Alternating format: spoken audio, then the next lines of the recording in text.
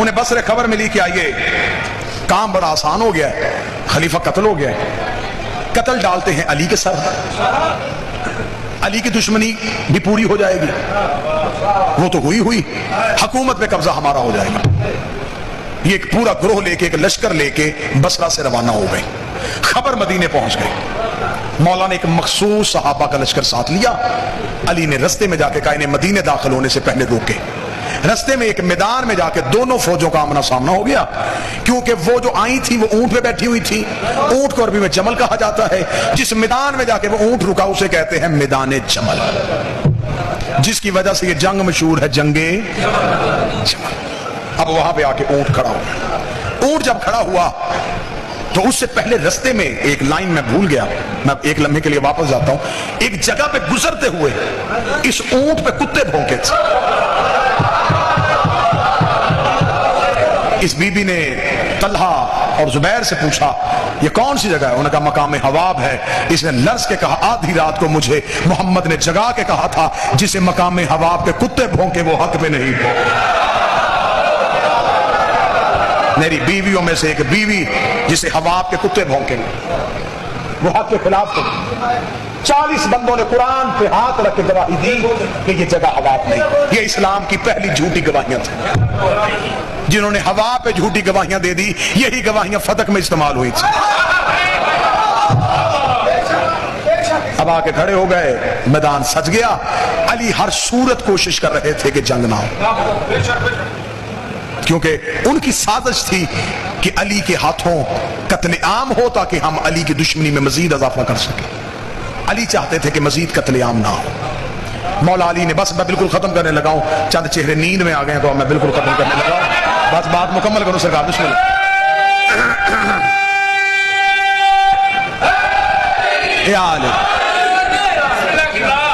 مولا نے بسم اللہ سرکار، بادشاہ حسین عزت دے، مولا نے جناب حسن کو بھیجا، حسن جا کے سمجھا کے آ۔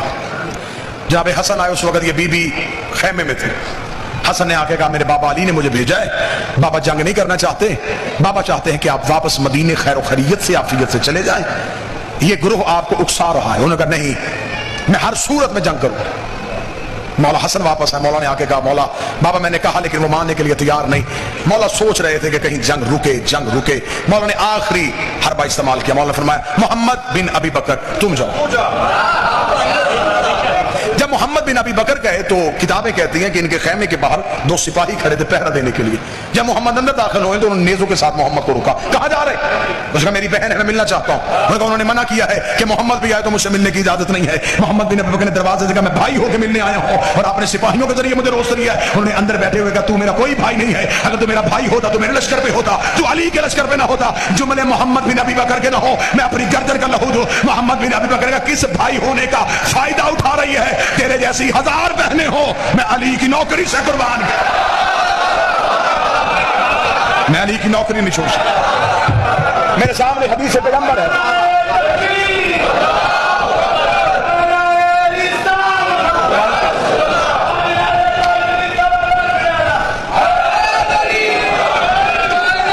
متوجہ صاحب،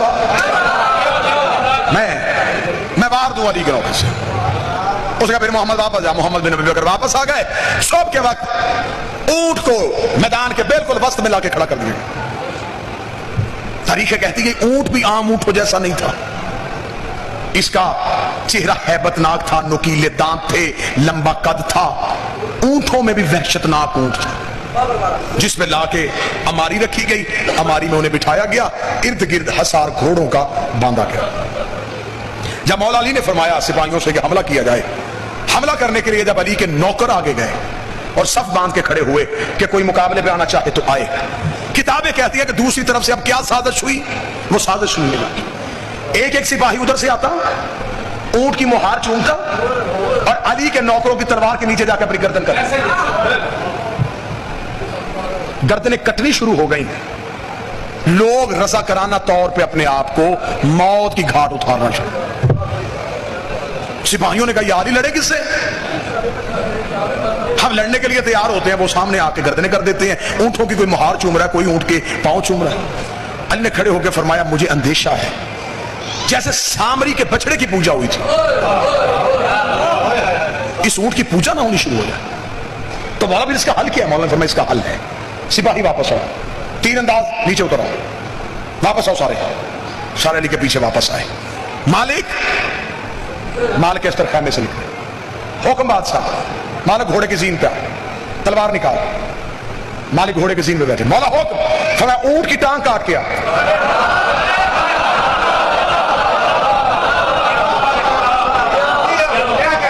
اب علی کے نوکر پیچھے بیٹھے, علی کے بیٹے جو ہیں وہ ٹیلے پہ ہیں اور علی دیکھ رہے ہیں. مالک کے گھوڑے کی زین پہ, حکم علی ہے, تلوار نیام سے نکالی, پوری شدت سے مالک دوڑ کے گئے, گھوڑے کی زین چھوڑی, گھٹنوں کے بل کھڑے ہو کے مالک نے وار کیا, اونٹ کی گردن کاٹی. مالک گھوڑے کی پچھ پہ سوار ہوئے, گھوڑا آگے نکل گیا. پیچھے مڑ کے مالک نے دیکھا 3 اونٹیں, ٹانگوں پہ اونٹ کھڑا ہے, ایک ٹانگ کٹ چکی ہے لیکن اونٹ کھڑا ہے. مالک پھر واپس آگے سے گھوم کے پھر واپس آئے, پوری شدت کے ساتھ دوسرا وار کیا, دوسری ٹانگ کٹ گئی, 2 ٹانگیں اونٹ کھڑا. مالک پھر ٹیلے کے اوپر سے گھوم کے آئے, پھر تلوار کو نیام میں دوڑاتے ہوئے پھر آ کے پوری شدت سے وار, تیسری ٹانگ کٹ گئی, ایک ٹانگ پہ اونٹ کھڑا ہے. جب ایک ٹانگ پہ کھڑا اونٹ دیکھا تو ادھر والے لشکر میں شور مچ گیا, حق ہمارے ساتھ ہے, اللہ ہمارے ساتھ ہے, یہ ہے اللہ کی غیبی قوت, یہ ہے اللہ کی غیبی طاقت. یہ دیکھو علی نے اونٹ کی ٹانگیں بھی کٹوا دی لیکن اللہ اس اونٹ کو گرنے نہیں دے رہا. علی کے نوکروں میں سنسناتی ہو گئی, یا علی یہ کیا ہوا؟ علی فوراً علی نے اپنی ابا پھینکی, علی ٹیلے پہ آئے, مالک جی مولا, مالک ٹانگ کاٹ. مولا کاٹ رہا, اونٹ گر نہیں رہا. فرمایا لا حول ولا پڑھ کے کاٹ, اونٹ نہیں شیطان کھڑا ہے. مالک لا حول ولا پڑھ کے اونٹ کی اگلی ٹانگ کر کتابیں کہتی ہیں مالک اس نے اپنے گھوڑے کو دوڑایا, مالک نے دونوں گھٹنے زمین پر رکھے, لا حول ولا پڑھ کے مالک نے اونٹ کی ٹانگ کاٹی. ٹانگ کا کٹنا تھا, اونٹ زمین پہ گرنے لگا, ہماری زمین پہ آنے لگی, لوگوں کے دل دھڑکنے بند ہو گئے. یہ علی نے کیا کیا ہے؟ ابھی نبی کی زوجہ کی توہین ہونے لگی ہے, ابھی ہماری اونٹ کی پوچھ سے زمین پہ آئی نہیں تھی. یہ علی کی پوچھ کے پیچھے سے ایک بجلی کی تیزی سے جوان پوری طاقت کے ساتھ گھوڑا دوڑا کے بھاگا. اس نے ہماری زمین پہ آنے سے پہلے ہودج کے اندر ہاتھ ڈالا, انہیں اٹھا کے گھوڑے کی پوچھ میں بٹھایا. اس نے پیچھے سے آواز ہکے گا, ہائے کیا کیا علی نے؟ نبی کی زوجہ کو غیر کا ہاتھ لگ گیا. اس نے نقاب ہٹا کر, چپ, تیرا بھائی محمد بھی نبی بکا رہا.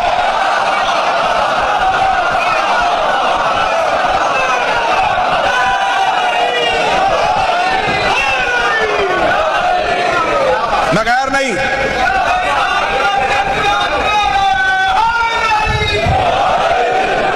تیرا بھائی محمد. بادشاہ حسین عزت دے جس نے 45 منٹ میرا ساتھ دیا, اگلی صدر بھی اسی بندے کے لیے. بادشاہ حسین عزت دے, شہزادی کون ہے؟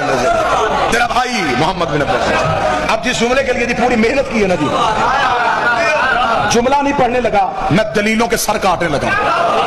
ایک لمحے کے لیے کوٹ شاہ اپنی سماعتیں مجھے ادھار دے دے, اگلے لمحے میں یوں اپنے آپ کو عرش پہ ہلکا محسوس کرو گے. یا جب محمد کی آواز آئی, دوبارہ آ کے خیمے میں بٹھایا گیا. علی خود اپنے بیٹوں کے ساتھ گفتگو کرنے کے لیے خیمے کے باہر آئے. علی نے فرمایا میں نے پہلے حسن کو بھیجا, پھر میں نے محمد بن ابی بکر کو بھیجا. میں نے بار بار کوشش کی کہ آپ واپس چلی جائیں, لیکن آپ نے اپنی نسبت کا خیال نہیں کیا. مجھے رسول کی نسبت بڑی عزیز تھی. انہوں نے خیمے کے اندر بیٹھے ہوئے کہا, کاش علی تو میری نسبت کو سمجھ آتا, میں مدینے جا کے لوگوں کو بتاؤں گی تو نے رسول کی زوجہ کے ساتھ یہ سلوک کیا. اتنا کہنا تھا, علی نے خیمے کے باہر سے آواز دے کے کہا, دوبارہ یہ فخر علی کے سامنے نہ کرنا, رسول کی زوجہ تھی ہے نہیں, تھی ہے نہیں. اتنا جملہ کہنا تو نے کہا کس طرح نسبت سے محروم کر سکتا ہے؟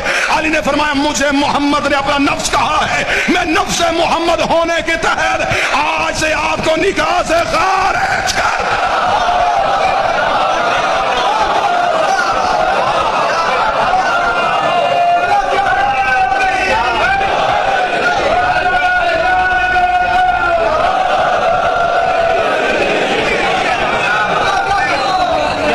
نفس پیغمبر, میں ہوں نفس اللہ.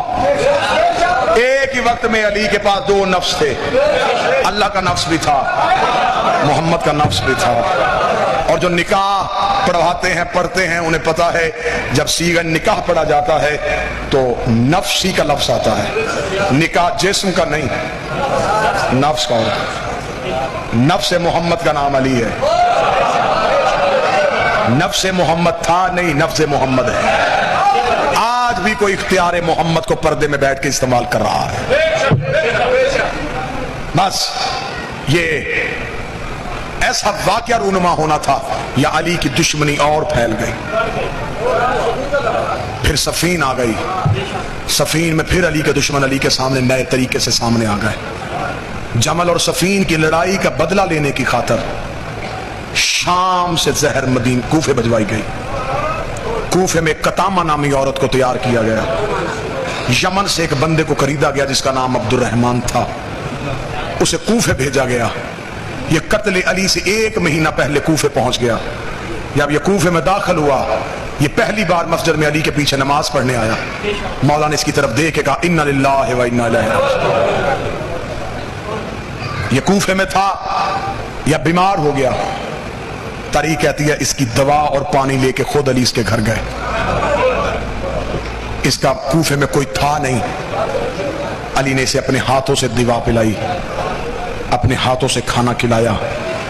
اس ملاؤن نے کہا میں نے دنیا میں تجھ جیسا شریف امام نہیں دیکھا. اتنا جملہ کہنا تھا یا علی کی داڑھی آنسوؤں سے بھر گئی.